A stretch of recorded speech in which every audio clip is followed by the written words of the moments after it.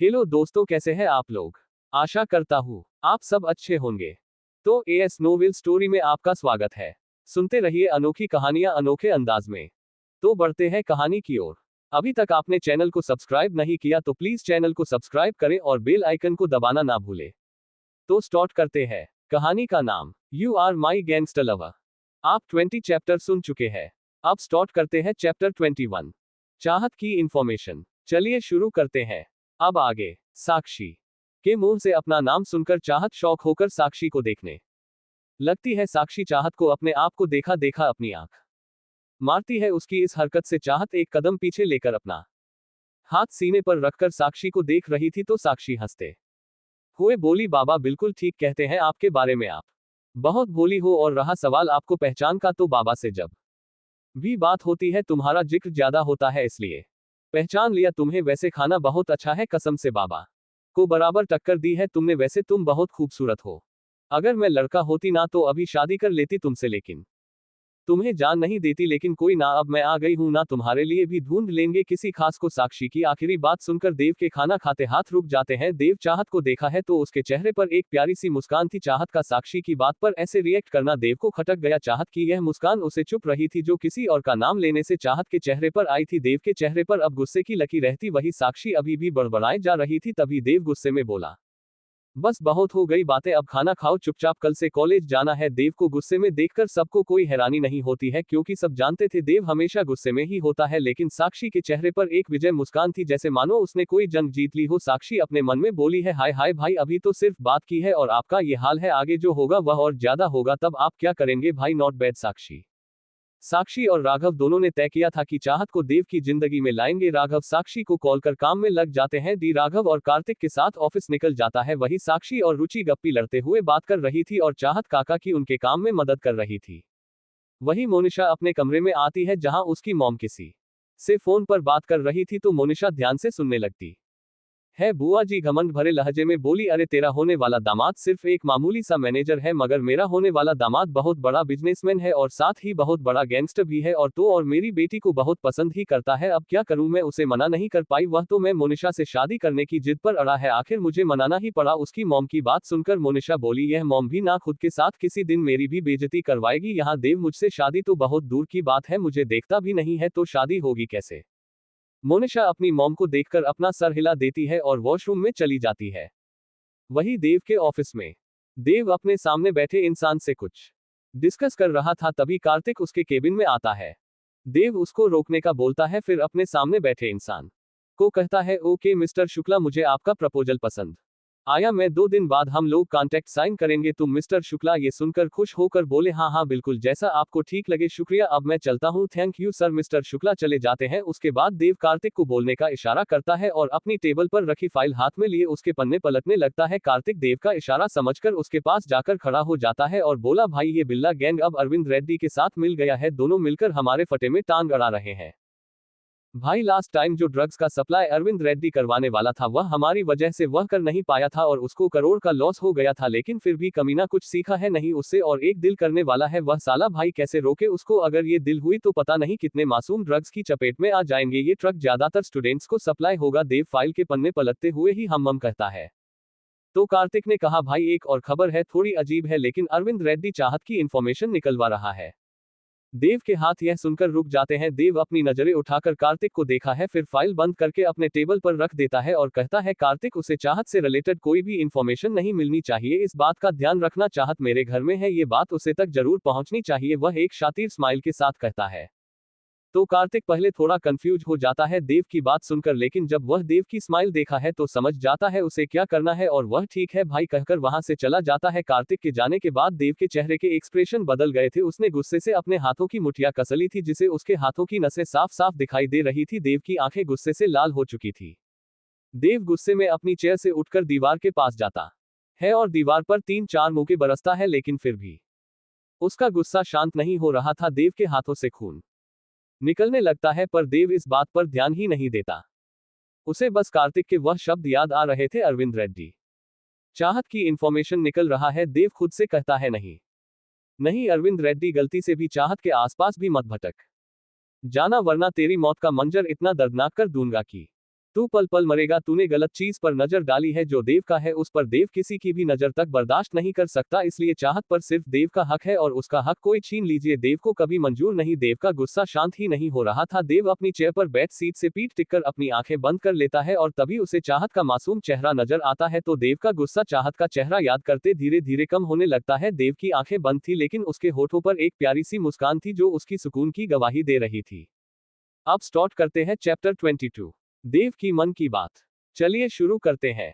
अब आगे। एक अंधेरे कमरे में कोई शराब के नशे में डूबे जा रहा था। साइड टेबल पर पाउडर जैसा कुछ बिखरा हुआ था जो ड्रग्स था। उसे इंसान की हालत देखकर कोई भी बता सकता था कि उसने ड्रग्स लिया है। वह इंसान अपनी लाल आंखों से अपने मोबाइल की स्क्रीन को देखे जा रहा था जिसमें एक लड़की की तस्वीर थी। हल्की हरी आंखें, भला की खूबसूरत ये चाहत की तस्वीर थी और वह लड़का अरविंद रेड्डी था। अरविंद ने कहा, क्या हो तुम? एक नजर तुम्हें देखा है बस, लेकिन मेरी जीत बन गई हो तुम जो कोई भी हो अब बस सिर्फ इस अरविंद की हो। तुम्हें कहीं से भी ढूंढ निकलेगा, तेरे जिस्म को पाने की तलब है मुझे।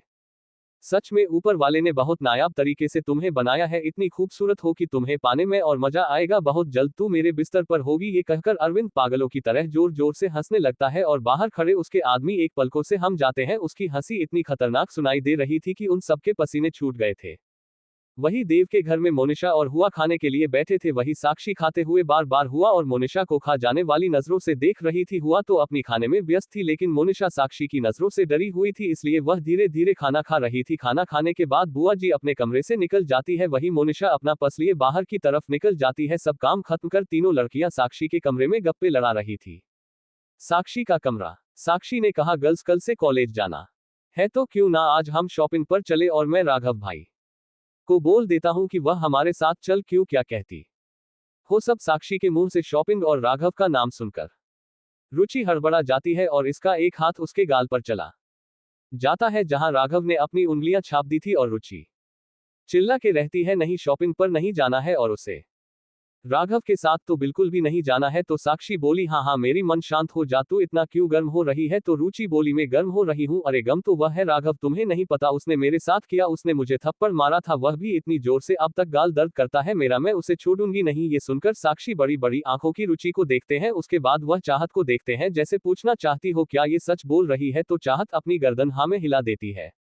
मामला गंभीर न हो इसलिए साक्षी बात बदलते हुए कहती है, चलो तो ठीक है हम घर से शॉपिंग कर लेंगे, ऑनलाइन क्यों? तब तो ठीक है ना। तो रुचि खुद को शांत करते हुए सिर्फ अपने गर्दन हिला के हाँ में जवाब देती है। फिर रुचि और साक्षी ऑनलाइन शॉपिंग करने लग जाती है। चाहत के ना कहने पर भी उसके लिए कपड़े खरीद देते हैं। आधे घंटे शॉपिंग करने के बाद साक्षी मोबाइल साइड में रखकर कहती है, हम चलो शॉपिंग तो हो गई, अब क्या करें, मुझे बोर नहीं होना है।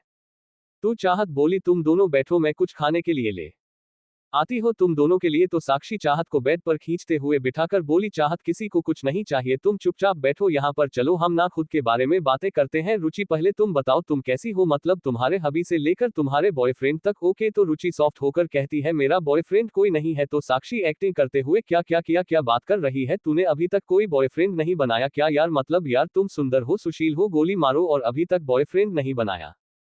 तो चाहत स्माइल करते हुए बोली, अच्छा तो तुम्हारे कितने बॉयफ्रेंड है? तो साक्षी दुखी होते हुए, नहीं ना किसी की हिम्मत कहा मुझे प्रपोज कर सके, और उसमें देव भाई की बहन हो तो कोई क्या खाक प्यार करेगा मुझसे, सब डर से 10 कदम दूर रहते हैं मुझसे। चाहत और रुचि हंस देती है। तभी साक्षी कहती है, इसलिए मैं कार्तिक को पता रही हूँ। चाहत और रुचि उसकी ये बात सुनकर आंखें बड़ी बड़ी करके साक्षी को देखते हैं। तो साक्षी बोली, क्या ऐसे क्यों देख रही हो, अब इसमें क्या गलत है? बंदा हैंडसम है, पैसे वाला भी है और सबसे जरूरी बात मुझे पसंद है। बचपन से पता नहीं क्यों हमेशा मुझसे चिढ़ता रहता है, कभी बात ही नहीं करता, और देव भाई का खास भी है तो आगे कोई प्रॉब्लम नहीं होगी, इसलिए उसे फाइनल कर दिया मैंने। तो रुचि बोली, यार तुम तो कमाल हो, मतलब अपनी ही भाई के खास आदमी को पटा लिया। तो साक्षी बोली, पता ही तो नहीं अभी तक, पर अभी यही है तो पता भी लेंगे। वही चाहत साक्षी की बात सुनकर कहती है, तो क्या तुम कार्तिक भाई से प्यार करती हो? तो साक्षी एक नजर चाहत को देखकर अपनी पलकें झुका लेती है, उसे शर्म आ रही थी और पलकें झुकाए ही वह हाँ में सर हिला देती है।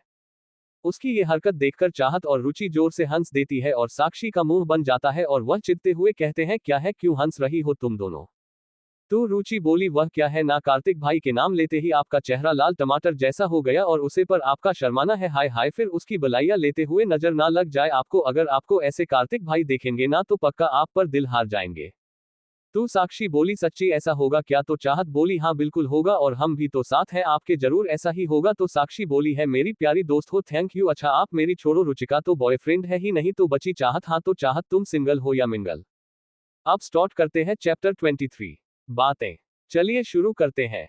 अब तो साक्षी के पूछने पर कि रुचि का तो कोई बॉयफ्रेंड है ही नहीं, तो हाँ तो चाहत तुम सिंगल हो या मिंगल? यह सुनकर रुचि हंसते हुए बोली, चाहत दी का बॉयफ्रेंड होना इम्पॉसिबल है, ये तो इतना डरती है कि लड़के देख नहीं कि वहां से भाग जाती है।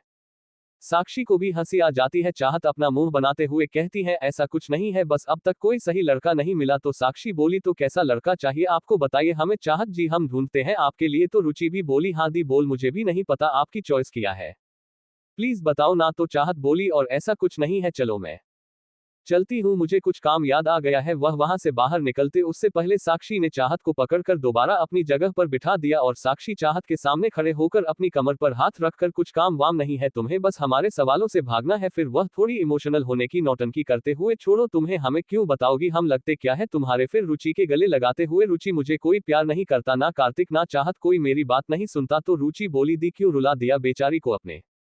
तो चाहत बोली, प्लीज मत रो ना साक्षी, में बताती हूं ना। चाहत का इतना है कहना था। दोनों झटके से अलग होकर चाहत के साइड में बेड पर कूद जाती है। उनके इस तरह बैठने से चाहत डर से अपनी जगह से थोड़ी पीछे हो जाती है और कहती है, तुम दोनों नाटक कर रहे थे ना। तो साक्षी बोली, अब तुम बात मत बदलो, जल्दी बोलो, मुझे सुनना है। तो चाहत हार मानते हुए बोली, ठीक है तो सुनो, कुछ खास नहीं चाहिए मुझे, बस मेरी केयर करें, मुझे कभी रोने ना दे, सबकी परवाह करें, भले ही वह कोई अनजान हो और उसकी जिंदगी में मैं पहली लड़की हूं जिसे वह प्यार करे। मेरी हर बात सुन, कभी खुद भी बोले, मुझे समझ, मुझे अपने सबसे संभाल के रखे, किसी की गलत नजर मुझ तक आने ना दे, बस इतनी ही है, इतनी सी है और कुछ नहीं। तो साक्षी बोली, या चाहत, ये सारी क्वालिटी एक ही बंदे में मिल जाएगी, क्या मुश्किल है। फिर साक्षी अपने मन में, मेरा बेचारा भाई, आपका क्या होगा इससे, जैसा लड़का चाहिए आप। पैसे तो मुझे अब तक नहीं लगी, भगवान जी, क्या यार, एक भाभी पसंद आई थी उसे भी छीन लो आप, आपसे मेरी खुशी देखी नहीं जाती ना, क्या करूं कैसे भाई, और इसको मिलाओ अब। वही रुचि बोली, हाँ मुश्किल है, पर कोई तो होगा जो मेरी दी के लिए बना होगा। तो साक्षी बोली, हाँ हाँ बिल्कुल बना है इसी घर में। वह फ्लो में बोल गई। तो चाहत और रुचि दोनों साक्षी को कंफ्यूज होकर देखने लगे। तो साक्षी अपने सर पर हाथ मारते हुए बोली, अरे मेरा मतलब, अब तुम दोनों इस घर में हो तो वह भी होगा ना कहीं मतलब कोई होगा, मतलब कुछ तो होगा, मतलब कोई है, मतलब। तो रुचि उसकी बात बीच में रोकते हुए बोली, साक्षी बस करो, कितना मतलब निकालोगी। तो साक्षी बोली, हाँ छोड़ो, जो समझ में आया उसे पकड़ो, बाकी कचरे में डालो। तभी चाहत बोली, पर मुझे कुछ समझ नहीं आया। तो साक्षी बोली, तो फिर तुम सब कचरे में डालो। तो चाहत ने कहा, आपकी बातें कभी कभी सच में समझ नहीं आती। तो रुचि ने कहा, छोड़ो ना दी, आप ज्यादा दिमाग मत लगाओ, चलो नीचे चलते हैं, बहुत टाइम हो गया, कल के लिए भी तैयारी करनी है। तो चाहत ने कहा, हम चलो। साक्षी आप भी नीचे आ रही है? तो साक्षी बोली, नहीं मैं थोड़ी देर बाद आता हूं। तो चाहत ने कहा, ठीक है, और फिर चाहत और रुचि नीचे चली जाती है। उनके जाते हैं साक्षी धड़ाम से बेड पर गिर जाती है और कहती है, हास आज तो बच गई, वरना सब बंदा फूट जाता है। नहीं नहीं इतनी जल्दी नहीं, अभी तो सारी लव स्टोरी वही के वही है, ना राघव और रुचिका कुछ हुआ, ना मेरा और कार्तिक का, और बेवफाई और चाहत के तो क्या ही कहने। साक्षी बेटा, लगता है तुझे अकेले मेहनत करनी पड़ेगी। हाय रे मेरी फूटी किस्मत, जहां मेरी लव स्टोरी स्टार्ट नहीं हो रही और उनकी आगे नहीं बढ़ रही। वही देव और राघव इस वक्त क्लब आए हुए थे, रात के 8 o'clock रहे थे। ये देव का रोग का काम था। ऑफिस से निकलने के बाद वह क्लब जाता था। राघव और कार्तिक भी उसके साथ होते थे। आज भी वह लोग अपनी जगह बैठे ड्रिंक कर रहे थे। मोहिनी, जो कब से ट्रांसफर से देव को देख रही थी अपनी नशीली आंखों से, लेकिन वह इस बार देव के पास नहीं जाती। उसे लगा कि अगर वह देव के पास न जाए तो देव खुद उसे ढूंढता हुआ उसके पास आएगा, इसलिए वह देव के खुद के पास आने का वेट कर रही थी। वही देव अपना ड्रिंक करते हुए कुछ सोच रहा था। देव अपने मन में, क्या आज भी चाहत मेरा वेट करेगी या नहीं, या फिर सो जाएगी, कल कॉलेज जाना है उसे, पर शायद मेरे लिए रुकी हुई हो। चाहत प्लीज, मैं चाहता हूं कि तुम मेरा वेट करो, अच्छा लगता है कोई अपना इंतजार करता है तो। चाहत, तुम्हें मेरा वेट करना चाहिए, क्योंकि देव जो चाहता है वही होता है, तुम्हें भी वही करना होगा। वही राघव भाई, आपके चाहने वाले आपको नजर लगा रहे हैं। वह मोहिनी को देखकर तेजी मुस्कान लिए देव से कहता है। वही देव राघव की बातों को इग्नोर करके सिर्फ चाहत के बारे में सोच रहा था। वही राघव देव को देखा है जो किसी सच में था, तो वह कहता है, क्या हुआ भाई, कोई परेशानी है क्या, आप बोलो तो मैं अभी के अभी सबको खत्म कर दूंगा। तो देव बोल, चुप रह ले थोड़ा, कितना बोलता है, इतनी तो मेरी मिस रेलगाड़ी भी नहीं बोलते, ठंड रख, कुछ नहीं हुआ है। तो राघव कंफ्यूज होकर पूछता है, मेरी रेलगाड़ी कौन भाई। तो देव बोलता है, क्यों भूल गया मिस रुचि को, तुझे यह उम्मीद नहीं थी। राघव, तू भूल गया उसे, इतनी जल्दी बेचारी को पता चलेगा तो कितना बुरा लगेगा। तो राघव सीरियस होते हुए बोला, आप कब से मजाक करने लगे भाई, क्या बात है भाई, लगता है आपको कुछ काम है मुझसे, बोलो बोलो, शर्मा नहीं, मैं आपका छोटा भाई हूं ना। तो देव ने कहा, वह बस इतना बता, लड़कियों को क्या पसंद आता है ज्यादा, मतलब कौन सी चीज अच्छी लगती है। वह अपने हाथों में लिए ड्रिंक के ग्लास को गोल गोल घूमते हुए राघव से सवाल करता है। तो राघव कुछ सोचती हुए बोला, भाई ये तो उसे लड़की पर डिपेंड करता है। तो देव ग्लास घूम रहे हाथों को रोककर राघव की तरफ देखा है और बोला, मतलब साफ साफ बताना। तो राघव हंसते हुए बोला, मतलब लड़की अगर मेरी रेलगाड़ी जैसी हो तो उसे घूमने खाना कपड़े ज्यादा पसंद आएंगे, और लड़की अगर साक्षी जैसी हो तो उसे कपड़े, ज्वेलरी और एक्सपेंसिव गिफ्ट अच्छे लगेंगे। तो देव ने कहा, और अब स्टार्ट करते हैं चैप्टर 24, साक्षी और बुआ जी का झगड़ा। चलिए शुरू करते हैं। अब आगे देव के पूछने पर कि लड़कियों को क्या पसंद आता है ज्यादा, मतलब कौन सी चीज अच्छी लगती है, तो राघव कुछ सोचते हुए बोला, भाई ये तो उसे लड़की पर डिपेंड करता है। तो देव ने बोला, मतलब साफ साफ बोल। तो राघव हंसते हुए, मतलब लड़की अगर मेरी रेलगाड़ी जैसी हो तो उसे घूमने खाना कपड़े ज्यादा पसंद आएंगे, और अगर लड़की साक्षी जैसी हो तो उसे कपड़े, ज्वेलरी और एक्सपेंसिव गिफ्ट अच्छे रखेंगे। ये कहकर राघव चुप हो गया। तो देव ने कहा, और तो राघव बोला, और क्या राघव जानता था कि देव चाहत के बारे में जानना चाहता है। तो देव ने कहा, अब घर में सबके बारे में बोला तो उसके बारे में भी बोल ले। तो राघव अनजान बनते हुए, किसके बारे में भाई। तू देव ने कहा, सेल, यह नौटंकी कहीं और जाकर कर तेरी रग रग से, बाकी फोन में चुपचाप बोल वरना घर आना बंद कर दूंगा, फिर मिलकर दिखाना अपनी रेलगाड़ी से, वही के वही ठोक दूंगा। तो राघव डरते हुए बोला, अरे भाई आप तो गुस्सा हो गए, मैं तो बस मजाक कर रहा था। तो राघव तेजी मुस्कान के साथ, लेकिन मैं बिल्कुल भी मजाक नहीं कर रहा। तो राघव ने कहा, भाई अगर लड़की चाहत भाभी, देव ने उसे घूर कर देखा तो वह बोला, मतलब चाहत जी की तरह हो तो वह बहुत सिंपल है, तो उसे हिसाब से तो उन्हें फूल चॉकलेट पसंद होगा, सबसे ज्यादा जरूरी क्यों नहीं, जिसे प्यार होगा वह चाहेगी कि वह उनकी परवाह करे, उनकी केयर करे, बस इसमें ही खुश हो जाएगी। तो देव कंफ्यूज होकर बोला, बस इतना। तो राघव बोला, हाँ भाई वह बहुत अलग है ना, और बहुत अच्छी भी है, मुझे तो वह बहुत पसंद है। ये सुनकर देव गुस्से में राघव को घूरता है। तो राघव अपनी बात संभालते हुए बोला, मतलब मुझे बहन लगती है, बस इसलिए पसंद है भाई। तो देव ने सिर्फ हम कहा। थोड़ी देर बाद दोनों क्लब से निकल जाते हैं। मोहिनी जो कब से सपने सजाए बैठी थी कि देवा भाई का, लेकिन जब वह देव को वापस जाते हुए देखते हैं तो उसकी आंखें नम हो जाती है। वह भागते हुए देव के पास जाने की कोशिश करती है, लेकिन तभी कोई कस्टमर उसे कमर से पकड़कर एक रूम में ले जाने लगता है। मोहिनी खुद को छुड़ाने की कोशिश करती है, लेकिन नहीं छुड़ा पाती। मोहिनी की आंखों में आंसू बहने लगते हैं। मोहिनी खुद से बोली, मन में बोली, क्यों सब एक बार मुझे देख लेते, क्या आपको मुझे देखकर कुछ भी महसूस नहीं होता, जहां मेरी आंखें आपके दीदार को तरसती हैं, क्या आप मुझे नहीं चाहते, आप भी बाकियों की तरह बस मुझे बिस्तर पर चाहते हैं। मुझे प्यार हो गया है आपसे, मुझे आपके साथ रहना है, फिर भले ही सिर्फ बिस्तर का रिश्ता हो हमारे बीच, बहुत जल्दी आपके पास आऊंगी, हमेशा हमेशा के लिए आप खुद लेकर जाएंगे, ये वादा है मोहिनी का खुद से। मोहिनी गुस्से से उसे कस्टमर को दूर कर देती है और वहां से भागकर बाहर की तरफ चली जाती है। जब तक बाहर आती है देव वहां से जा चुका था। मोहिनी उसे खाली सड़क पर एक दिशा में देखे जा रही थी, तभी उसके साथ काम करने वाली एक लड़की आंखें उसके कंधे पर हाथ रखती है। मोहिनी उसे लड़की को देखकर फीकी मुस्कान देती है, जैसे खुद की जिंदगी पर हंस रही हो। पिया बोली, छोड़ दे किसी के पीछे भागना मोहिनी, यह जिंदगी हमारे लिए नहीं है। तो मोहिनी बोली, मुझे जाना है उसे जिंदगी में जहां मुझे मेरा प्यार मिले। तो पिया बोली, हम बस रातों के लिए बनी है मेरी दोस्त, दिन के उजालों में हमें कोई नहीं अपना था, यही हमारी जिंदगी है। मोहिनी, संभाल ले खुद को वक्त रहते, वरना टूट जाएगी तो, और संभालने वाला कोई भी नहीं होगा। तो मोहिनी बोली, मुझे मेरे सब संभाल लेंगे, देखना एक दिन उनके दिल पर राज करेगी यह मोहिनी। फिर वह अपनी आंखें साफ करते हुए अंदर जाने लगती है, तभी पिया की बात सुनकर उसके कदम रुक जाते हैं। पिया बोली, अगर कोई और उनके दिल पर राज करता होगा तो क्या करेगी तू। मोहिनी बिना पलटे जवाब देती है, जिसे सुनकर पिया के होश उड़ जाते हैं। पिया बोली, तो मार डालूंगी उसे, क्योंकि साहब सिर्फ मेरे हैं, ये कहकर वह अंदर चली जाती है। पिया को जूली मोहिनी की फिक्र थी, वह उसकी दोस्त थी और नहीं चाहती थी कि मोहिनी किसी सपना के पीछे भागे जो उसका है ही नहीं। फिर पिया भी थोड़ी देर बाद अंदर चली जाते हैं। वही देव के घर में डिनर का टाइम हो गया था। चाहत सबको खाना सर्व कर रही थी, सब लोग बैठे खाना खा रहे थे, तभी साक्षी नहीं चाहत और रुचि को भी साथ में खाने के लिए बोलती है। चाहत मना करती है, लेकिन साक्षी जबरदस्ती उसे खाना खाने बिता देता है। मोनिशा और बुआ जी घूर के चाहत को देखते हैं तो चाहत झटके से खड़ी हो जाती है, तो साक्षी दोबारा उसे बिठा देती है। फिर एक नजर मोनिशा और बुआ जी को देखते हैं और कहती है, अगर बाहर के लोग खाना खा सकते हैं तो तुम लोग क्यों नहीं।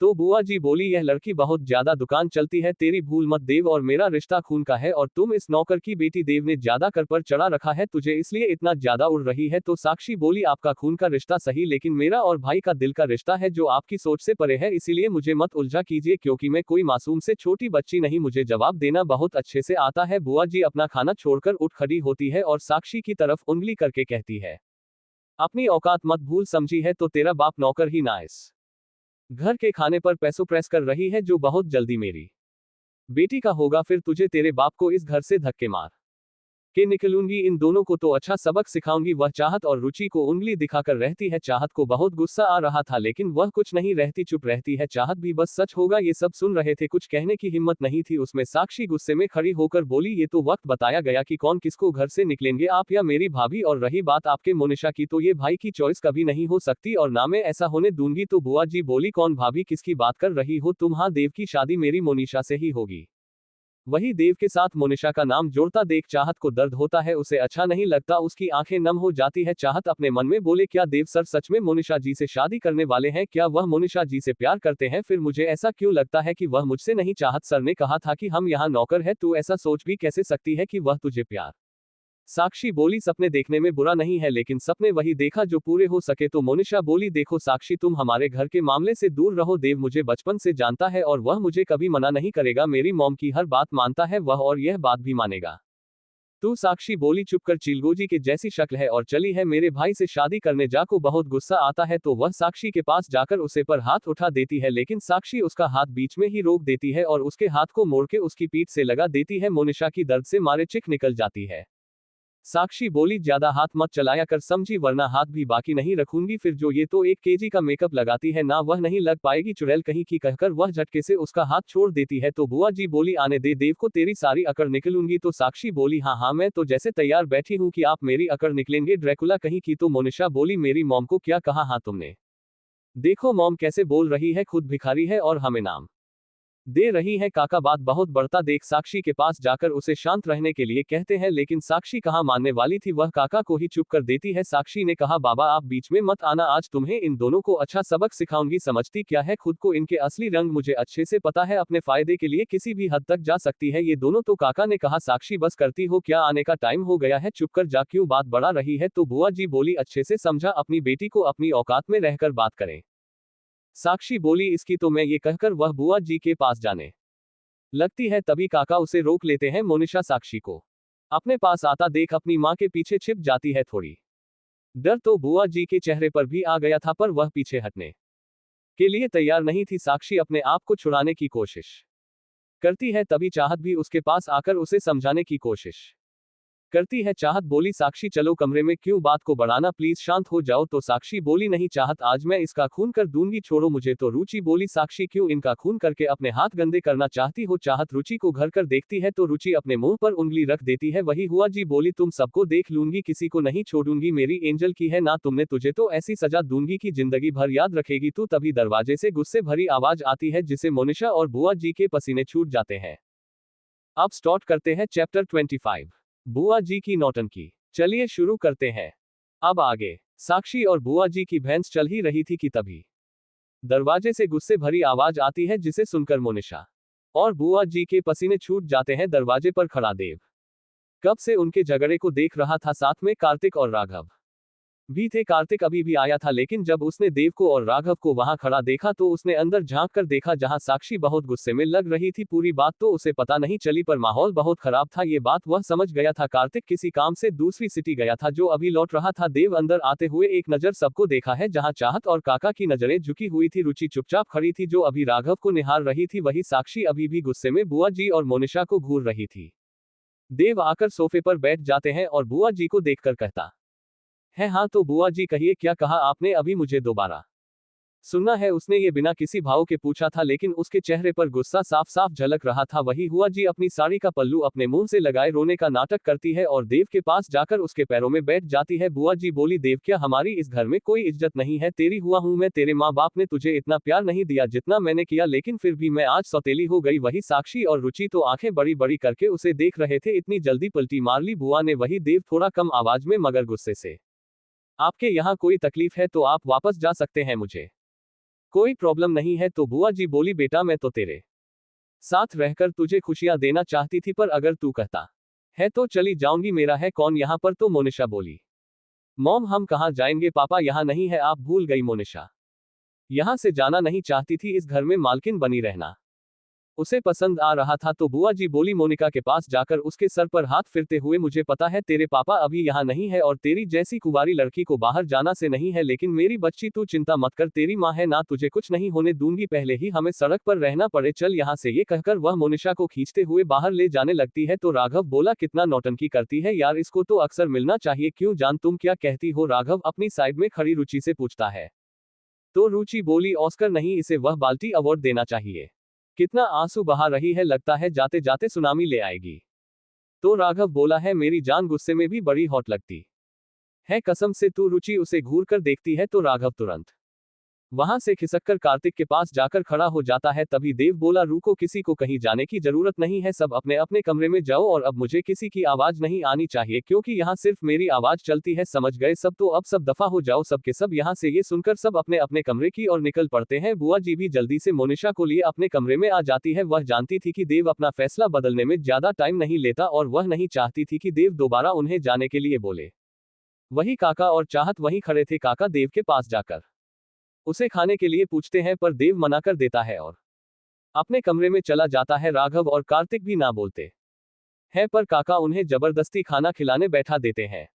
दोनों थोड़ा बहुत खाते हैं और अपने घर के लिए निकल जाते हैं। काका चाहत को भी सोने के लिए कहते हैं और वहां से जाने लगते हैं। तभी चाहत उन्हें रोकते हुए पूछता है काका सर का खाना? तो काका ने कहा वह गुस्से में अकेला रहना पसंद करता है ताकि उसका गुस्सा किसी पर न उतरे, वह आज खाना नहीं खाएगा बेटा। तो चाहत ने कहा काका में एक बार ट्राई करो, दिन भर बाहर काम करके आए हैं और भूखे भी रहे, अच्छा नहीं है ना? तू काका ने कहा ठीक है, जो सही लगे वह कर, बस देव का गुस्सा अच्छा नहीं है। तो चाहत वह गुस्से में हमेशा खुद को या सामने वाले को चोट पहुंचा देता है, तू उसे कैसे संभाल पाएगी? तो चाहत ने कहा कोशिश तो कर सकती हूँ ना। ये कहकर चाहत एक प्लेट में देव के लिए खाना निकाल लेती है और देव के कमरे की तरफ बढ़ जाती है।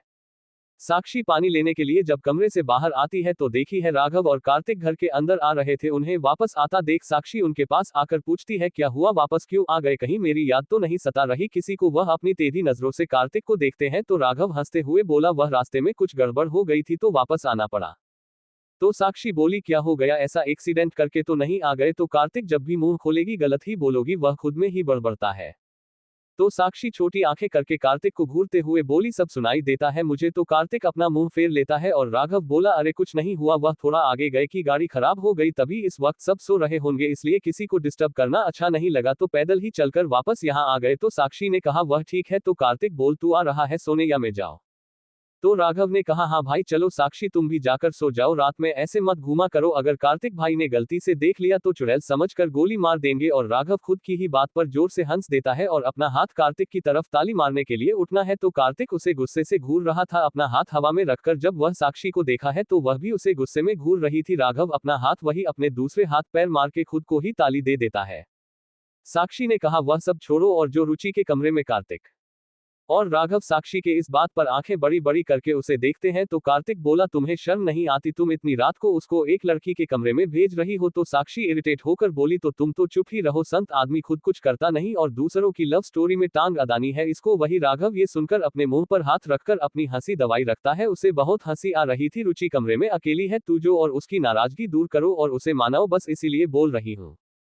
तो कार्तिक बोल रुचि अकेली क्यों है और फिर चाहत कहाँ है? तो साक्षी बोली अपने देव भाई के पास जाकर पूछना, वह तुम्हारे सवाल का जवाब देंगे। तो कार्तिक ने कहा देव भाई से क्यों पूछूं मैं? तो साक्षी बोली क्योंकि चाहत उनके साथ ही है, उनके कमरे में है, हिम्मत हो तो जाकर ले आओ उस। हाँ तो कार्तिक अपना सर खुजलाते हुए ये सब हो क्या रहा है, मेरे तो कुछ पल्ले नहीं पड़ रहा। जब वह अपने साइड में राघव को देखने के लिए गार्डन घूमता है तो राघव वहां नहीं होता तो वह कंफ्यूज होकर अब ये कहाँ चला गया? तो साक्षी बोली वही जहां उसे होना चाहिए, रुचि के पास। तो ये सुनकर कार्तिक बोल सबके सब पागल हो गए हैं यहाँ पर? तो साक्षी बोली हाँ हाँ बस तुम अकेले समझदार हो, हम सब तो पागल ही है। क्यों? तो कार्तिक बोला मैं जा रहा हूँ सोने, गुड नाइट। अब स्टार्ट करते हैं चैप्टर 26 कार्तिक और साक्षी। चलिए शुरू करते हैं अब आगे। आज एक बोनस चैप्टर क्योंकि कल मैं दे नहीं पाई थी ना, तो ढेर सारी कमेंट्स लाइक्स देना। आगे बढ़ते हैं। कार्तिक अपने रूम की तरफ जाने लगता है तभी साक्षी जल्दी से उसका हाथ पकड़कर उसे अपनी तरफ खींच लेती है जिससे दोनों वहां रखे सोफे पर गिर जाते हैं। साक्षी नीचे और कार्तिक उसके ऊपर था। इतनी जल्दी क्या है तुम्हें सोने की, अभी तो पूरी रात बाकी है। कार्तिक के चेहरे पर उंगलियां घुमाते हुए साक्षी बोली। साक्षी की इस हरकत पर कार्तिक की सांस ही अटक जाती है। कार्तिक साक्षी के ऊपर से हटाने की कोशिश करता है तो साक्षी दोबारा उसका कॉलर पकड़कर उसे अपने ऊपर खींच लेती है और उसके कान में मदहोशी भरी आवाज में कहती है, कब तक दूर भागोगे, कब तक नजरें चुराओगे, कब तक दिल को संभालोगे, मुझे मोहब्बत है तुमसे, अब यह दूरी बर्दाश्त नहीं मुझे। कार्तिक खुद को कंट्रोल करते हुए बोला, साक्षी छोड़ो मुझे, ये क्या पागलपन है, अगर किसी ने देख लिया तो छोड़ो। कार्तिक थोड़ा गुस्सा था, उसकी बातें सुनकर वही साक्षी की आंखें नम हो जाती है। कार्तिक गुस्से में उसे छोड़ देता है और अपने कमरे में चला जाता है। साक्षी खुद से, आज तुमसे हर सवाल का जवाब लेकर रहूंगी मैं। साक्षी भी कार्तिक के पीछे चली जाती है। कार्तिक पीना पीछे देख दरवाजा जोर से बंद करने वाला होता है, तभी साक्षी अपना हाथ दरवाजे के बीच में रख देती है, जिसे उसे चोट लग जाती है, जिसे उसके मुंह से दर्द भरी आह निकल जाती है। कार्तिक जो अब तक गुस्से में था, जब साक्षी की आह सुनता है तो पीछे मुड़कर देखता है तो उसका गुस्सा पल भर में गायब हो जाता है। वह साक्षी का हाथ पकड़कर उसे डांटते हुए कहता है, किस दुनिया में रहती हो तुम, ध्यान कहाँ होता है तुम्हारा, चोट लग गई ना, देखो कितना लाल हो गया है तुम्हारा हाथ, पागल हो तुम। साक्षी बड़े प्यार से कार्तिक को देख रही थी, उसकी डांट में उसे अपने लिए प्यार साफ नजर आ रहा था।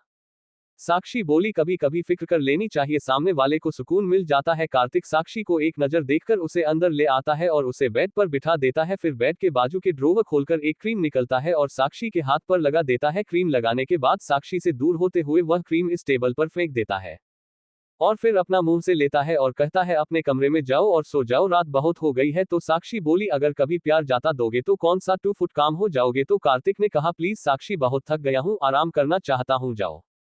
कार्तिक साक्षी की तरफ पीठ करके खड़ा हो जाता है। साक्षी बेड से खड़ी होकर दरवाजे की तरफ जाती है और दरवाजा लॉक कर देती है। कार्तिक अभी भी वैसे ही खड़ा था। साक्षी कार्तिक के पीछे खड़ी होती है और बिना देर किए पीछे से कार्तिक को बाहों में भर लेती है। कार्तिक अपनी आंखें बंद कर साक्षी के टच को महसूस करता है। थोड़ी देर ऐसे रहने के बाद कार्तिक साक्षी को खुद से अलग करता है और कहता है, साक्षी प्लीज खुद को तकलीफ मत देना और जो यहाँ से। तो साक्षी बोली, ऐसी अभी क्या नाराजगी है तुम्हें मुझसे, कितनी दूर हो गई तुमसे। कार्तिक को अपनी तरफ पलटकर उसका कॉलर पड़ते हुए बोली, मुझे पता है तुम भी प्यार करते हो मुझसे, फिर क्यों दूर कर रहे हो खुद को। ये सब कहते हुए साक्षी की आंखों में आंसू का सैलाब बहने लगता है। कार्तिक बोला, मैं तुम्हारे लायक नहीं हूं और तुमसे रिश्ता कायम कर मैं अपने दोस्त को नहीं खो सकता। साक्षी कार्तिक का कॉलर छोड़कर उसे एकटक देखने लगती है। देव के बहुत एहसान है मुझ पर, जो इस जन्म में तुम्हें नहीं चुका पाऊंगा। बहुत कुछ खोया है उसने, मेरे लिए बहुत दर्द भी हुआ था उसे, लेकिन फिर भी उसने कभी मेरा साथ नहीं छोड़ा। साक्षी, आज मैं जो भी हूं सिर्फ देव की बदौलत हूं। मैं सिर्फ 11 साल का था साक्षी, तब मेरा आप शराब में डूबा रहता था सर, आपके नशे में उसने मेरी माँ को भी मार डाला। माँ के जाने के बाद मेरे हाथों में 6 साल का रितेश था। साक्षी कंफ्यूज होकर उसे देखते हैं तो कार्तिक हल्की मुस्कान के साथ कहता है, राघव का असली नाम रितेश था, जो देव भाई ने बदल दिया था, और मेरा नाम नितेश था, जो आगे जाकर कार्तिक बन गया। माँ के जाने के बाद बहुत मुश्किल से खाना मिल पाता था, मैं खुद भूखा रहता, फिर राघव को पेट भर खाना नहीं दे पाता था। एक दिन जब मैं काम को ढूंढते घर से बाहर निकाला और जब खाना लेकर वापस आया तो राघव घर में नहीं था, तो सिर्फ मेरा आप, जो जमीन पर बैठे अपनी शराब पी रहा था। मैंने उससे पूछा कि राघव कहाँ है, तो जानती हो उसने क्या कहा। फिर उसने तंज भरी मुस्कान के साथ कहा, 5000 के लिए बेचे वह मेरे भाई को दारू के अड्डे पर। मुझे बहुत गुस्सा आया था उसे दिन, अपने बाप पर मैंने कुछ नहीं सोचा और उसके सामने पड़ी शराब की बोतल उसके सर पर दे मारी, फिर भी मेरा गुस्सा शांत नहीं हुआ। मैंने उसे तब तक मारा जब तक वह मर नहीं गया। वह था मेरी जिंदगी का पहला मर्डर जो मैंने अपने बाप का किया था। मैंने अपने घर से एक चाकू उठाया और अड्डे पर आ गया, जो भी रास्ते में आया सबको मार दिया और अपने भाई को उठाकर निकल पड़ा। पुलिस पीछे पड़ गई थी मेरे, मुझे वह शहर छोड़ना पड़ा, मेरे पास पैसे नहीं थे, चुपचाप जो ट्रेन देखी उसमें चढ़ गया। कुछ घंटे बाद में मुंबई में था, अपने भाई का हाथ पकड़े रास्ते पर चल रहा था, वहां पर भीख भी मांगी मैंने ताकि अपने भाई का पेट भर सकूं। जो काम देखा वह काम किया, फिर चाहे वह चोरी हो या खून, बस मुझे राघव को संभालना था। फिर एक दिन 15 साल की लड़की की नजर मुझ पर पड़ी जब मैं चोरी करके भाग रहा था। उसने मेरी मदद की, मुझे पुलिस के हवाले नहीं किया, बल्कि मुझे और मेरे भाई को अपने साथ घर ले आया। वह देव भाई थे साक्षी, जहां पूरी दुनिया ने हमें ठुकराया, वही देव भाई ने हमारा हाथ थाम हमें जिंदगी दी, हमें भाई माना। राघव को मुझे ज्यादा प्यार करता है देव, बस उसके जताने का तरीका अलग होता है। हम दोनों को पढ़ाया और अपनी गैंग में शामिल कर लिया। जानती हो जब मुझ तक पुलिस पहुंची मुझे पकाने के लिए, मैं अपने बाप का खून करके भागा था, लेकिन देव भाई ने मुझे जेल नहीं जाने दिया। मुझे बचाने के लिए उन्होंने अपनी सारी दौलत दांव पर लगा दी, जो कुछ उनके माँ बाप की पूंजी थी। मुझे बचाने के लिए उन्होंने सबको दिया, यहां तक कि उनकी माँ की आखिरी निशानी भी उन्हें छोड़नी पड़ी, सिर्फ इसीलिए कि मैं जेल ना जा पाऊं। मुझे बचाते बचाते वह खुद रास्ते पर आ गए थे साक्षी। जब मैं उन्हें अपने लिए लड़ते देखा तो बहुत सुकून मिला। चलो कोई तो है जो मुझे चाहता है, किसी के लिए मैं अहमियत रखता हूँ। साला उसी दिन ठान लिया था कि यह जिंदगी देव भाई के नाम, इसलिए कार्तिक हमेशा देव भाई के आगे सीना ताने खड़ा रहता है, ताकि अगर कोई गोली देव भाई के लिए आए तो उसे मेरे सीने में दफन कर दो। कभी बोला नहीं हूँ, लेकिन देव भाई मेरे लिए सब कुछ है, ये जिंदगी उन्हीं की देन है। साक्षी, मैं अपनी जिंदगी पहले ही उनके नाम कर चुका हूँ, तुम्हें देने के लिए अब मेरे पास कुछ नहीं है। अब स्टार्ट करते हैं चैप्टर 27, कार्तिक और साक्षी का रोमांस। चलिए शुरू करते हैं। अब आगे कार्तिक ने अपनी बीती जिंदगी के बारे में साक्षी को सब कुछ बता दिया था। साक्षी अपने आंसू साफ करते हुए बोली, तुम्हें किसने कहा कि मुझे तुमसे कुछ चाहिए? ये सुनकर कार्तिक उसकी तरफ पलटकर देखता है तो साक्षी बोली, मैं तो बस तुमको देखना चाहती हूँ, बहुत सारा प्यार, वह भी फ्री में करना चाहती हूँ। तो कार्तिक फीकी मुस्कान के साथ बोला, छोड़ दो जीत साक्षी, तुम्हारे सामने अच्छी लाइफ है, प्यार किसी और से भी हो जाएगा तो। साक्षी थोड़ा गुस्से में बोली, ठीक है चलो कर लेती हूँ, किसी और से प्यार देख पाओगे? किसी और के साथ मुझे शादी के बाद सुहागरात की सेज पर मैं किसी और की बाहों में समा जाऊंगी, सह पाओगे जब कोई और मुझ पर हक जताएगा, देख पाओगे? साक्षी इतना बोलकर वहां से जाने लगी, तभी कार्तिक उसका हाथ पकड़कर उसे दीवार से लगा देता है और अपने होठों को उसके होठों पर रखकर किस करने लगता है। कार्तिक का एक हाथ दीवार पर था और दूसरा हाथ साक्षी की गर्दन पर, वही साक्षी के दोनों हाथ कार्तिक के कमर पर थे। कार्तिक उसे रेफली किस कर रहा था। साक्षी की कहानी हर बात का मानो उसे हिसाब दे रहा हो। जैसे कि आगे बढ़ती जाती है दोनों फ्रेंच किस करने लगते हैं। दोनों को कोई होश नहीं था, कार्तिक साक्षी को किस करते जा रहा था, साक्षी भी उसका साथ दे रही थी। कार्तिक की किस में दर्द, गुस्सा, उलझन, प्यार सब था, वही साक्षी की किस में बस कार्तिक के लिए प्यार था। थोड़ी देर बाद जब साक्षी आउट ऑफ कंट्रोल होने लगती है तभी कार्तिक उसे छोड़ देता है। साक्षी की आंखों में इस वक्त कार्तिक के छोड़ने से नाराज की साफ दिख रही थी। कार्तिक उसे सॉरी कहकर वहां से बाहर जाने लगता है। वह बाहर जा पाता तब तक साक्षी उसे पकड़कर बेड पर धक्का देती है और खुद उसके ऊपर चढ़कर बैठ जाती है। और कार्तिक तो अभी भी सदमे में था, वह सोच रहा था कि कैसे एक 40 की लड़की उसके जैसे बॉडी बिल्डर लड़के पर भारी पड़ सकती है।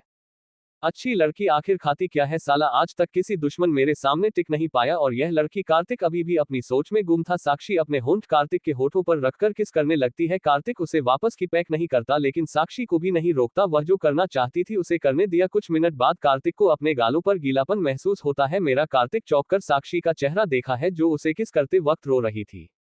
उसकी आंखें बंद थी लेकिन आंसू उन बंद आंखों से बाहर निकल रहे थे। कार्तिक साक्षी का चेहरा अपने हाथों में भरकर ऊपर करता है जिससे साक्षी कार्तिक को किस करना बंद कर देती है, लेकिन उसकी आंखें अभी भी बंद थी। कार्तिक उसके आंसू साफ करते हुए बोला, जो तुम्हें करना है कर लो, बस रोना नहीं, मुझे पसंद नहीं तुम्हारी आंखों में आंसू। साक्षी आंखें खोलकर सीधा कार्तिक की आंखों में देखते हुए बोली, और आंसू देने वाले तुम खुद हो, किसी शिकायत करो, बोलो हर बार मेरा दिल दुखा के तुम्हें कौन सा सुकून मिलता है, बोलो क्यों हर बार इतना दर्द देते हो मुझे, क्यों नहीं समझते मेरे प्यार को? हाँ क्या करूं मैं कार्तिक जी से तुम्हें मेरा प्यार नजर आए तो? कार्तिक बोला, किसने कहा मुझे नजर नहीं आता, सब दिखता है। साक्षी तुम्हारी आंखों में बचपन से देखा है तुम्हें याद है जब देव भाई मुझे और राघव को पहली बार घर लाए थे तब तुम अपनी गुड़िया के साथ खेल रही थी, मुझे आज भी याद है। ब्लू कलर की फ्रॉक पहने अपने छोटे बालों की 2 चोटियां बनाई तुमने, मुझे उसे दिन नहीं देखा लेकिन मैंने सिर्फ तुम्हें देखा था। उसके बाद देव ने तुम्हें हम दोनों से मिलाया, तुमने राघव को भाई मान लिया, बस मुझे तुम भाई ना बोलो इसलिए तुमसे दूर भागता था। जब भी तुमसे लड़ा तभी बस सुकून ही मिला क्योंकि तुम सामने होती थी। तुम्हें हर बात पर गलत बताता, तुम्हें डांटना यह इसलिए नहीं था कि मुझे तुमसे नफरत है, वह तो बस इसी बहाने तुम करीब रहती थी। साक्षी आंखों में आंसू लिए कार्तिक को सुन रही थी। साक्षी बोली, तो तुम्हें कैसे पता, मतलब कब पता चला कि मैं तुमसे प्यार करती हूं? तो कार्तिक बोला, जब देव ने तुम्हें हॉस्टल भेजने निकाह फैसला लिया और तुम जाने से पहले सिर्फ मुझे देख रही थी, तभी तुम्हारी आंखों में खुद को देख लिया था। तो साक्षी बोली, तो क्या चाहते हो कि तुम्हारे लिए तड़प तड़प कर मर? साक्षी की बात पूरी होने से पहले कार्तिक उसे पलट देता है। अब साक्षी कार्तिक के नीचे तभी हुई थी, दोनों के शरीर आपस में जुड़े हुए थे। कार्तिक के मजबूत सीने से साक्षी की चेस्ट दबी हुई थी। कार्तिक बोला, तुम्हें कभी कुछ होने नहीं दूंगा। फिर खुद को शांत करते हुए, मुझे थोड़ा टाइम दो साक्षी। तो साक्षी बोली, मैं हॉस्टल में कार्तिक अब तक का टाइम था ना, और कितना वक्त दूं अब, और टाइम नहीं दे सकती आपको, मेरी टाइम लिमिट इतनी ही थी। अब अगर आपको मुझे प्यार नहीं करना तो मैं किसी और को ढूंढ लूंगी, समझे? साक्षी की बात सुनकर कार्तिक को बहुत गुस्सा आता है और वह साक्षी को किस करने लगता है। साक्षी भी उसका साथ देती है। डिप किस करते हुए दोनों की जीभ वापस में उलझने लगती है। कार्तिक अपना गुस्सा भूलकर साक्षी में खो जाता है, वह तो बस साक्षी के होठों को खाया जा रहा था। बीच में ही जब कार्तिक उसके होठों को हल्का सा काट देता है तब साक्षी की आह निकल जाती है। साक्षी की आप उनके कार्तिक के चेहरे पर एक शातिर मुस्कान खिल जाती है। थोड़ी देर बाद जब साक्षी को सांस लेने में प्रॉब्लम होती है तो कार्तिक उसके होठों को छोड़कर उसके गर्दन पर किस करने लगता है। साक्षी आहें भरते हुए कार्तिक के बालों पर हाथ चला रही थी। साक्षी ने नाइट गाउन पहना था जो ब्लैक कलर का घुटनों के थोड़ा ऊपर तक था, उसे पर नेट का जालीदार जैकेट था। कार्तिक साक्षी की गर्दन छोड़कर उसके होठों पर दोबारा किस करने लगता है और गहरा किस करने लगता है। इसका एक हाथ साक्षी के शरीर पर चल रहा था और एक हाथ बेड पर था। कार्तिक साक्षी के गाउन के ऊपर पहने जैकेट को खोल देता है जिसे आप कार्तिक उसके पेट पर हाथ फिरा रहा था। कार्तिक छठ कैसे उसे जैकेट को निकाल कर फेंक देता है। साक्षी उसे ब्लैक कलर के शॉर्ट गाउन में कयामत ढा रही थी। कार्तिक उससे पूरी बॉडी पर किस करता है, कोई जगह ही नहीं बचती जहां उसे लव बाइट न दिया हो। साक्षी और कार्तिक दोनों एक दूसरे में डूब चुके थे। कार्तिक साक्षी का हाथ पकड़े उसे झटके से उठा देता है और खुद के ऊपर बैठ के किस करता है। कार्तिक के दोनों हाथ साक्षी की खबर पड़े हुए थे। वही साक्षी कार्तिक के कंधों पर अपने नाखून गड़ा रही थी। कार्तिक अपने हाथ साक्षी की कमर से हटकर बिना किसी ब्रेक किए बैठे बैठे खुद के पीछे बेड पर रख देता है। कार्तिक साक्षी को हल्की आवाज में कहता है, मेरी कर उतारो, ये बहुत डिस्टर्ब कर रहे हैं। साक्षी कार्तिक को देखते हैं तो कार्तिक बोला, ऐसे मत देखो जान, आज मेरा रुकने का कोई इरादा नहीं है, ना है तुम्हें मैं छोड़ने वाला हूँ। आधी रात वैसे ही बीत चुकी है, टाइम वेस्ट मत करो। ये कहते वक्त कार्तिक के चेहरे पर सातीर मुस्कान थी। कार्तिक उसे इतनी मदहोशी भरी आवाज में कहता है कि साक्षी के रोंगटे खड़े हो जाते हैं, लेकिन वह पीछे नहीं हटाना चाहती थी। साक्षी ने बिना किस ब्रेक किए कार्तिक के बटन खोल देती है। जब वह पूरा शर्ट खोल देती है तो उसकी नजर कार्तिक के सीने पर जाती है जहां उसके नाम का टैटू था जो बहुत खूबसूरत तरीके से लिखा था। साक्षी किस करना बंद करके कार्तिक के सीने पर जहां उसका नाम लिखा था अपना हाथ फिरती है। कार्तिक अपनी आंखें बंद कर लेता है। बाकी का रोमांस कल कैसा लगा, पार्ट लाइक्स और कमेंट देना ना भूले। अब स्टार्ट करते हैं चैप्टर 28 रोमांस। चलिए शुरू करते हैं। अब आगे कार्तिक और साक्षी ने अपने मन की बात कह दी थी और वह दोनों एक दूसरे को प्यार कर रहे थे। कार्तिक ने कहा, मेरी शर्ट उतरे, ये बहुत डिस्टर्ब कर रही है। साक्षी कार्तिक को देखने लगी तो वह बोला, ऐसे मत देखो जान, आज मेरा रुकने का कोई इरादा नहीं है, ना ही मैं तुम्हें छोड़ने वाला हूँ। आधी रात वैसे ही बीत चुकी है, टाइम वेस्ट मत करो। ये कहते वक्त कार्तिक के चेहरे पर शातिर मुस्कान थी। कार्तिक उसे इतनी मदहोशी भरी आवाज में कहता है कि साक्षी के रोंगटे खड़े हो जाते हैं, लेकिन वह पीछे नहीं हटाना चाहती थी। साक्षी बिना किस ब्रेक किए कार्तिक शर्ट के बटन खोल देती है। जब वह पूरा साथ खोल देती है तो उसकी नजर करती के सीने पर जाती है जहां उसके नाम का टैटू था जो बहुत खूबसूरत तरीके से लिखा था। साक्षी किस करना बंद करके कार्तिक के सीने पर जो उसका नाम लिखा था अपना हाथ फिरती है। कार्तिक अपनी आंखें बंद कर लेता है। साक्षी ने बोला, ये कब किया? उसकी आंखों में हल्की नमी थी। कार्तिक वैसे ही आंखें बंद करके बोला, जब तुम मुझे छोड़कर हॉस्टल गई थी, तुम्हें रोक नहीं सकता था तो तुम्हारा नाम को ही अपने सीने पर लिखवा दिया। कैसा है, पसंद आया? साक्षी उसे जगह किस करती है, फिर कार्तिक को बोली, प्लीज मेरी ड्रेस निकाल दो, ये भी बहुत डिस्टर्ब कर रही है। कार्तिक उसकी गाउन निकाल देता है, तब साक्षी अपने ब्रा के हक निकाल देते हैं तो कार्तिक उसका हाथ रोक पहले लाइट बंद करने को बोलता है। साक्षी मना कर देती है और अपनी ब्रा का हक निकाल के उसे बेड के नीचे फेंक देती है। कार्तिक अभी भी साक्षी की आंखों में देख रहा था। जब वह साक्षी के सीने पर नजर फिरता है तो उसके चेहरे पर दिलकश मुस्कान खिल जाती है। साक्षी के सीने पर कार्तिक का नाम लिखा हुआ था जो बहुत खूबसूरत लग रहा था। साक्षी बोली, तुम्हें हमेशा अपने पास रखने के लिए बनवाया, कैसा है? कार्तिक उसे जगह किस कर देता है तो साक्षी की आंख निकल जाती है। कार्तिक साक्षी के पैरों को पड़े उसे बेड पर लेटा देता है। साक्षी के दोनों पर कार्तिक की कमर से लिपटे हुए थे। कार्तिक एक नजर साक्षी को देखकर उसके सीने पर हाथ चला देता है, फिर जोर से प्रेस करता है तो साक्षी की चीख निकल जाती है तो साक्षी अपने मुंह पर हाथ रख लेती है तो कार्तिक उसका हाथ हटाकर कहता है, मुझे तुम्हारी आवाज सुनाई है, तुम्हारी आवाज कमरे से बाहर नहीं जाएगी, इसे सिर्फ मैं सुनूंगा। कार्तिक उसकी चेस्ट को सहलाते हुए एक को मुंह में ले लेता है और चूमने लगता है, दूसरे को हाथ से जोर से दबाने लगता है। कार्तिक बहुत हार्ड था, साक्षी को दर्द के साथ अच्छा भी लग रहा था। वह कार्तिक को रोकना नहीं चाहती थी। कार्तिक धीरे धीरे किस करते हुए नीचे आ जाता है और साक्षी की पैंटी निकाल देता है। साक्षी को उपसर्ग आ रही थी। साक्षी अपने दोनों पैरों को जोड़ देता है ताकि उसका नीचे का अंग तक जाए, लेकिन कार्तिक छट कैसे उसके पैरों को अलग कर अपना सर निचले हिस्से में डाल देता है और उसे चूमने लगता है। साक्षी की आहें अब बहुत तेज थी। साक्षी बेडशीट अपने हाथों की मुट्ठी में जकड़ लेती है। कार्तिक निकली पाट के साथ खेल रहा था, कभी चुमता, कभी बाइट करता, कभी अपनी जीभ अंदर बाहर करता। साक्षी अपनी सांस रोके हुए थे। कार्तिक एक नजर साक्षी को देखा और दोबारा चूमने लगता है। कार्तिक एक झटके से साक्षी के ऊपर आता है और उसके होठों पर किसकर अपनी बॉडी को आगे पीछे करने लगता है। कार्तिक के पेट में से उसके नीचे पाट की गर्मी साक्षी महसूस कर पा रही थी। साक्षी अपने हाथों से कार्तिक की पैंट खोलने लग जाती है। कार्तिक उसको तड़पता देख खुद अपनी पैंट उतार देता है, ड्रोवर खोलकर उसमें से एक प्रोटेक्शन निकालता है। साक्षी उसे मना करती है, तब कार्तिक तेजी मुस्कान के साथ कहता है, अभी तुम खुद बच्ची हो और मैं तुम्हें अभी प्रेग्नेंट करने के मूड में बिल्कुल नहीं हूं, इसलिए जरूरी है तो साक्षी बोली मैं बच्ची हूं तो छोड़ दो मुझे, क्यों पास आ रहे हो? तो कार्तिक बोला क्योंकि तुम मेरे हिसाब से तुम इस चीज के लिए रेडी हो। कार्तिक दोबारा उसे किस करो, उसका मुंह बंद कर देता है कि करते हुए प्रोटेक्शन लगा देता है। साक्षी के दोनों पैरों को अपने कमर से अच्छे से लपेटकर साक्षी के दोनों हाथों को बेड पर दबा देता है और एक झटके के साथ उसके अंदर समा जाता है। साक्षी का यह फर्स्ट टाइम था, दर्द से उसकी चीख निकल जाती है, लेकिन कार्तिक अपनी की ब्रेक नहीं करता। जिस साक्षी की चीख उसके मुंह में ही रह जाती है। साक्षी की आंखों से आंसू बहने लगते हैं। वह अपने हाथों को कार्तिक के हाथों से छुड़ाने की कोशिश करती है। उसे बहुत दर्द हो रहा था मगर कार्तिक उसे नहीं छोड़ना। कार्तिक दोबारा खुद को बाहर निकाल से ज्यादा स्पीड से इंटर करता है। साक्षी अपनी आंखें कसकर बंद कर लेती है। कार्तिक अपना की ब्रेक किया, साक्षी के चेहरे को देखा है। इस वक्त वह उसके अंदर इंटर किया था लेकिन कोई मूव नहीं कर रहा था। कार्तिक साक्षी के सर पर हाथ फेर के बोला पहली बार है इसलिए दर्द हो रहा है। साक्षी मैं नहीं जानता मैं बेड पर कैसा होगा तुम्हारे साथ, शायद बहुत ज्यादा हार्ड, तुम्हें चोट पर पहुंचा सकता हूं, अभी भी तुम मुझे रोक सकती हो, बाद में मैं शायद ही रुकूं।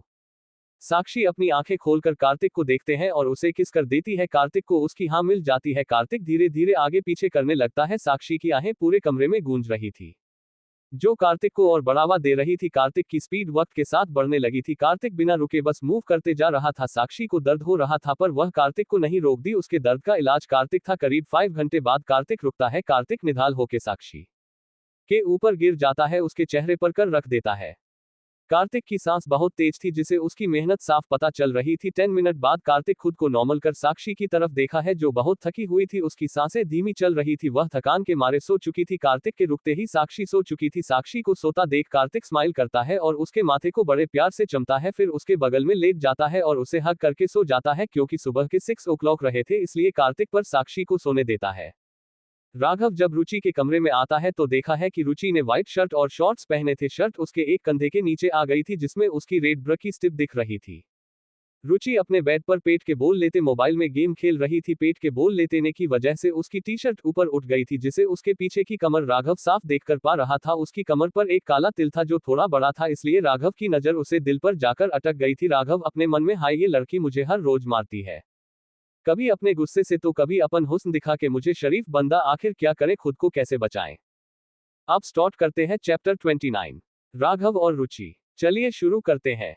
अब आगे राघव जो बड़ी शिद्दत से रुचि को देख रहा था वही रुचि अपने फोन में गेम खेलने में बिजी थी। थोड़ी देर बाद जब रुचि को अपने ऊपर किसी की तेज नजरें महसूस हुई तो उसने दरवाजे की तरफ अपना चेहरा कर देखा तो राघव को देखकर उसकी सांसें अटक गई। ब्लैक शर्ट पहने, ब्लू जीन्स कमर लग रहा था, उसकी आंखों में इस वक्त जुनून था जो रुचि को उसकी और अट्रैक्ट कर रहा था। रुचि मन में ये लड़का जब भी मुझे ऐसे देखा है मेरी सांसें मुझे रुकी हुई सी लगती है, हाय ये कितना हैंडसम है। सच्ची जब पहली बार इसे देखा था लगा भगवान ने इस हैंडसम को मेरे लिए धरती पर भेजा है।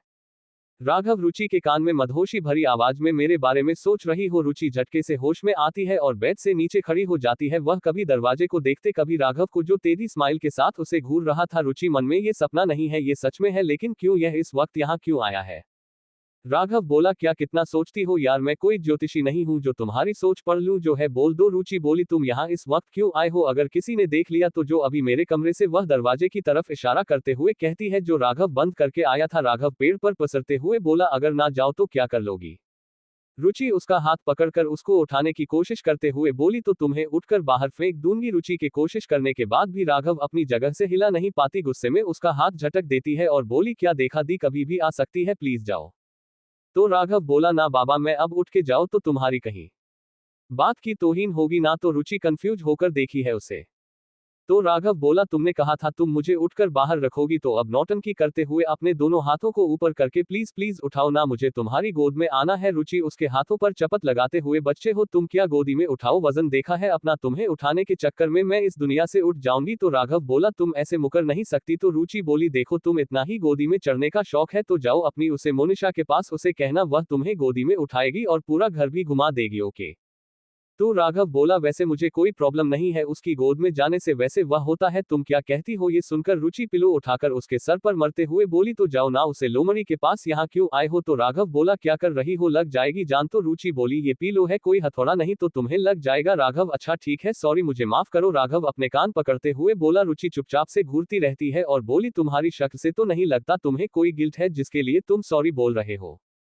तो राघव शौक से आईने के सामने खड़े होकर अपना चेहरा पकड़कर इधर उधर घूम के क्या बात कर रही है, मेरा फेस अब मासूम नहीं लगता क्या। वैसे फिर अपने बालों पर हाथ फेरते हुए हैंडसम में बहुत हूँ, क्या बोलती हो जाने मन।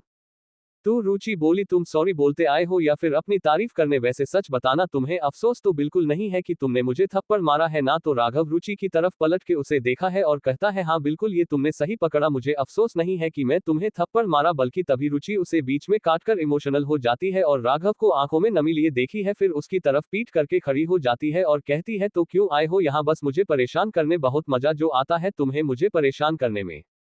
राघव ने रुचि की आंखों की नमी देख लेता है, रुचि के पास जाकर उसको पीछे से हग करके खड़ा हो जाता है। रुचि उसे कुछ नहीं रहती, वह भी चुपचाप राघव की बाहों में खड़ी रहती है। राघव अपना सर उसके कंधे पर रखता है और उसे कहता है, मुझे बिल्कुल अफसोस नहीं हुआ कि मैं तुम्हें थप्पड़ मारा, क्योंकि तुम्हारी बात सीधा मेरे दिल पर लगी थी। तुम बहुत खास हो रुचि मेरे लिए, मैं बात नहीं सकता, बस समझा करो मुझे। देव भाई मेरे लिए भगवान से भी बढ़कर है और कोई अपने भगवान की बेइज्जती कैसे सह सकता है? लेकिन यह भी उतना ही सच है, मैं तुम्हें हट करने के बाद एक रात भी चैन से नहीं सो पाया हूं, खुद पर भी बहुत गुस्सा किया मैंने।